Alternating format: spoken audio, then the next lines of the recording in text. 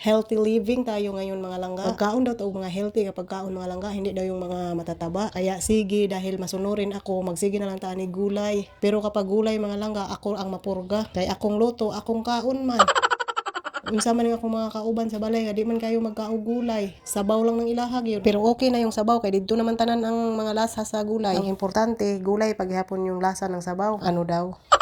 Di na gyud mo magmahay ha, kay nituman gyud ko sa inyong ingon nga maggulay-gulay kami. Maong sige, magulay ta. Kamo ang masunod kay kamo man ang boss. Kung gulay lang ang pag-usapan mga langga, halos gulay talaga ang panghalo ko kung magsabaw ako ng isda, malunggay, mga kamuti tops. Pero dahil mahal ko kayo, sige. For today's video ay puro gulay. Base na may moingon ani ha nga di ta kabili og sudan kay puro na lang gulay. Tagay na lang ko ninyo pangpalit og lechon bi kay di ko makasabot kung magulay ta. Issue kung magkaon tag lami issue. Tagay na lang ko pangpalit og lechon diha.